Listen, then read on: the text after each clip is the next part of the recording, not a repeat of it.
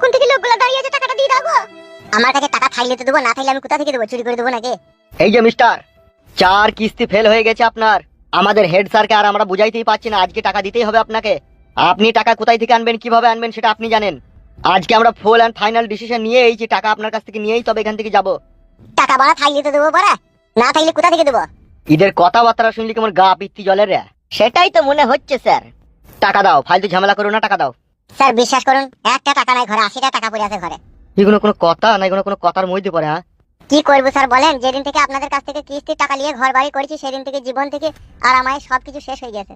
কিস্তির জ্বালা যন্ত্রণাতে এমনিতেই আমার বউয়ের সাথে ঝগড়া অশান্তি রাত দিন লেগেই থাকে। বউ আমাকে সুখ শান্তি করে চারটি ভাতও খেতে দেয় না, কাছে শুইতেও দেয় না। এবার আপনারাই বলুন স্যার, কিস্তির টাকাটা নিয়ে যে আমার জীবনে কি বিপদ নেমে এসেছে সেটা আমিই জানি। এই টাকাগুলা লিবার সময় ভাবতে হয় বাছা ধন। এখন আমরা কোম্পানির লোক, কোম্পানিতে কাজ করি।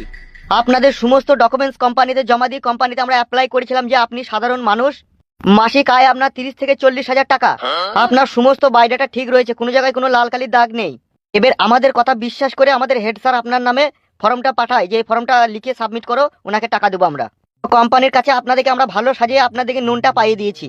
এবার সেই টাকা যদি আপনারা কিস্তি বাই কিস্তি যদি না পরিশোধ করেন, তাহলে কোম্পানি আমাদেরকে কিরকম আছিলা চুদুনটা দেয় আপনি একবার ভাবতে পারবেন? সবই বুঝতে পারছি স্যার, কিন্তু নিরুপায় হয়ে পড়েছি, কিছু করার নেই যে স্যার। এমনিতেই 18-20 দিন কাজ হয়নি, তারপরে যে বিদেশে যে কোনো কাজ কাম করে কিস্তির টাকাটা জোগাড় করবো সেই উপায়ও নাই। বিদেশে যেখানে কাজে গেছি সেখানে রোহিঙ্গা বলে মাইছে, বাংলাদেশে বলে ডকুমেন্ট সবকিছু থাকতো, মেরে মুখ ফুক ফাটিয়ে দিচ্ছে, ওই জন্য ভয়ে যেতে পারছি না। এখন যদি আপনারা জোর জবরদস্তি করেন যে টাকা দিতেই হবে, তাহলে বিদেশে গিয়ে জীবন হারাইতে হবে। আপনারা তো সবই নিউজে দেখছেন ফেসবুকে, যে সমস্ত ডকুমেন্ট থাকা সত্ত্বেও কিভাবে কুকুর মারা করে মারছে।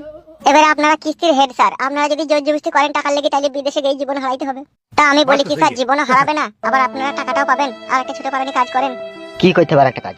আপনাদের হেড অফিসে আপনারা মেল করেন, দিয়ে একটা কথা বলেন যে যেই সমস্ত ব্যক্তির কাছে আমরা কিস্তির টাকা পাওনা রয়েছে, তারা এই মুহূর্তে টাকা পরিশোধ করতে অক্ষম রয়েছে, পরিশোধ করতে পারছে না। তো 1 বছরকার জন্য তারা কিস্তি দিতে পারবে না, 1 বছরকার জন্য তাদের কিস্তির টাকাটা মুকুব করা হোক।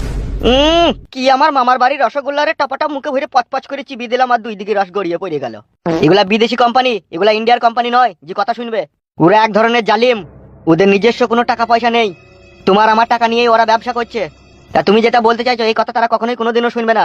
তাদের একটাই কথা, হয় টাকা দাও, আর না হলে তারা ছাড়বে না। মানুষের দুঃখ কষ্ট মজবুরিটাও বুঝবে না, যে কেন আমরা টাকা দিতে পারছি না, কি কারণে দিতে পারছি না সেটাও বুঝবে না। আরে বাবা না, তারা এসব বুঝার জন্য ব্যবসা করতে বসেনি। তারা নিজের লাভের জন্য, নিজের স্বার্থের জন্য ব্যবসা করতে বসেছে। তারা কেন এই সমস্ত তোমার দুঃখের কথা তারা বুঝতে যাবে, আর তাদের বুঝারই বা কি প্রয়োজন রয়েছে? তাইলে আর কি করবো, আপনারা যা ভালো বুঝবেন তাই করেন, কিন্তু আমার কাছে এখন টাকা নেই। তোর কথাবার্তা শুনলে তো মনে হচ্ছে মানে চাকরি থাকবে না রে আমাদের। স্যার আমার কথাবার্তা শুনলে আপনাদের চাকরি থাকবে না, কিন্তু আপনারা যে জুলুম চাপাইছেন আমাদের উপরে, এটা আমাদের জীবন বাঁচবে না।